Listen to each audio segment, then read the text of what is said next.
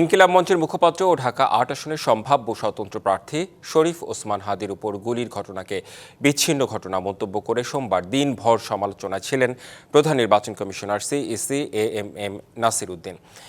এদিন রাতেই গণমাধ্যমে পাঠানো এক বিজ্ঞপ্তিতে এ বিষয়ে ব্যাখ্যা দিয়েছে নির্বাচন কমিশন।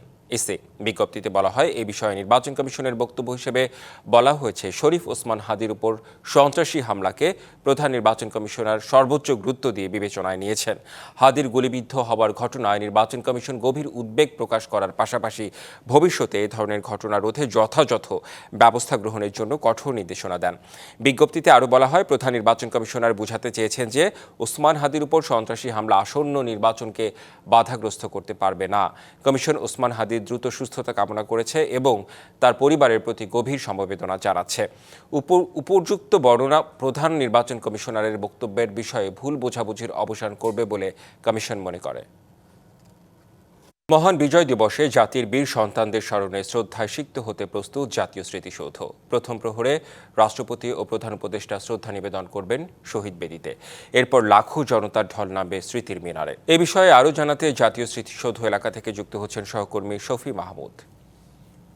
শফি মাহমুদ, জাতির বীর সন্তানদের শ্রদ্ধা জানাতে রাত পোহালেই মানুষের ঢল নামবে, সেখানকার সার্বিক পরিস্থিতি কেমন দেখছেন আপনি?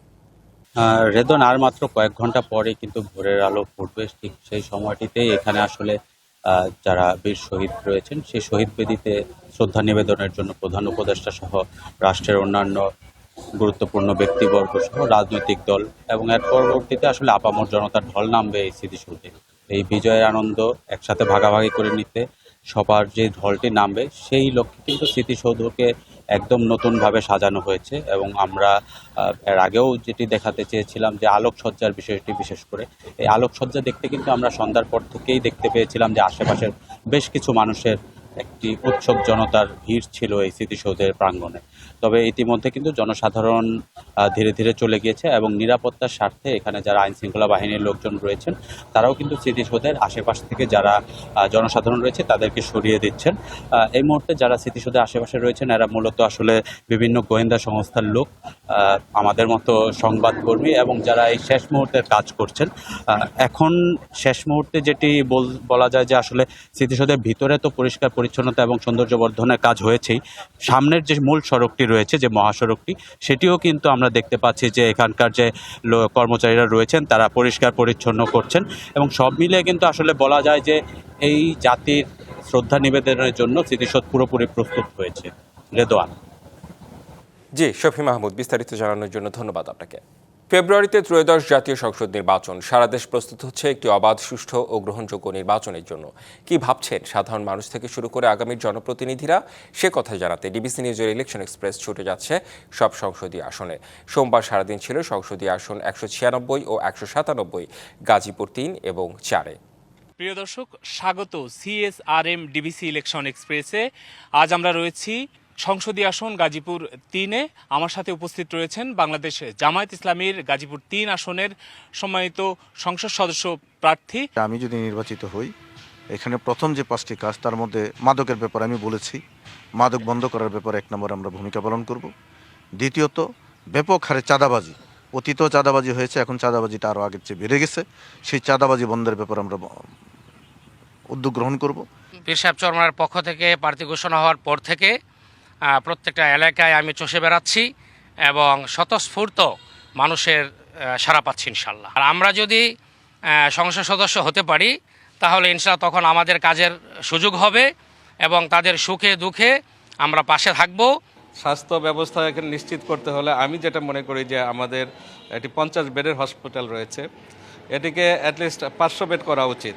এবং যদি সম্ভব হয়, এটা হলো আমার চিন্তা, সেটা হলো যে 250 বেড শ্রীপুর, 250 বেডের একটি হসপিটাল পশ্চিমাঞ্চলে করলে তাহলে মানে 2 অঞ্চলের মানুষ কিন্তু সেবাটা সমভাবে ভোগ করবে, সমভাবে পাবে। সারা বাংলাদেশে কাপাসিয়ার ঐতিহ্য রয়েছে, কিন্তু বিগত 54 বছরে আমাদের এই এলাকায় উন্নয়নমূলক কাজ খুবই কম হয়েছে। কাপাসিয়াবাসী যদি আমাকে নির্বাচিত করেন তাহলে আমি এই কাপাসিয়া সন্ত্রাসমুক্ত এবং নদী ভাঙ্গন ইত্যাদি আমি কাজ করার জন্য চেষ্টা করব ইনশাল্লাহ। গাজীপুরের যত অন্যায়, অবিচার, দুর্নীতি, সন্ত্রাস, চাঁদাবাজি, সেগুলো দূর করার মতো সব ধরনের প্রস্তুতি আমি যেই সংগঠন করেছি, বাংলাদেশ ইসলামী ছাত্র শিবিরের কেন্দ্রীয় সভাপতি ছিলাম, তারা আমাকে শিখিয়েছে। সেই অনুভূতি থেকেই আমি এই চেতনা থেকে আজকে রাজনীতিতে সম্পৃক্ত হয়ে কাপাসিয়াকে গড়ার জন্যে, ঐক্যবদ্ধ কাপাসিয়া গড়ার জন্যে, দুর্নীতিমুক্ত কাপাসিয়া গড়ার জন্যে এই নির্বাচনে অংশগ্রহণের সিদ্ধান্ত গ্রহণ করেছি।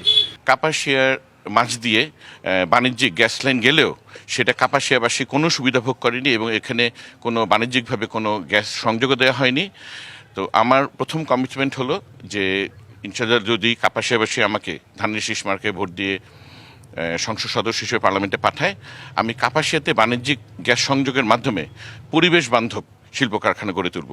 প্রিয় দর্শক, আজ আমরা ছিলাম গাজীপুর 3 এবং 4 আসনে। আগামীকাল দেখা হবে গাজীপুর 5 এবং নরসিংদীতে। সে পর্যন্ত ডিবিসি এক্সপ্রেসের সাথেই থাকুন। মহান বিজয় দিবস উপলক্ষে একটি স্মারক ডাক টিকিট উদ্বোধনী খাম ও সিলমোহর অবমুক্ত করেছেন প্রধান উপদেষ্টা ডক্টর মোহাম্মদ ইউনূস।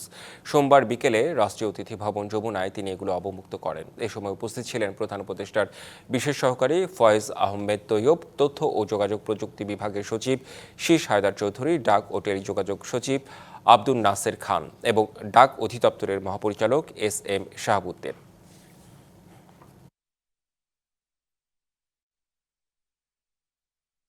মিয়ানমারে কারাবন্দী গণতন্ত্রপন্থী নেত্রী অং সান সুচির তথ্য না পাওয়ার অভিযোগ করেছেন তার ছেলে কিম হ্যারিস। সোমবার ব্রিটিশ বার্তা সংস্থা রয়টার্সকে দেয়া সাক্ষাৎকারে এমন আশঙ্কার কথা জানান তিনি। এছাড়া তার মা জীবিত আছেন কি না তা নিয়েও শঙ্কা প্রকাশ করেন কিম। রয়টার্সকে কিম হ্যারিস বলেন, 3 বছর ধরে সুচির সাথে যোগাযোগ করতে পারছেন না। 2021 সালে সামরিক অভ্যুত্থানে সুচি সরকার ক্ষমতাচ্যুত হওয়ার পর থেকে তার হৃদযন্ত্র, হাড় ও মাড়ির সমস্যার বিষয়ে বিচ্ছিন্ন কিছু তথ্য পেয়েছেন বলে দাবি তার। আইনজীবীদের সঙ্গেও সুচিকে যোগাযোগের অনুমতি দেওয়া হয়নি। এসব বিষয়ে মন্তব্য জানতে যোগাযোগের চেষ্টা করা হলেও মিয়ানমারের জান্তা সরকার সাড়া দেয়নি বলে জানিয়েছে রয়টার্স।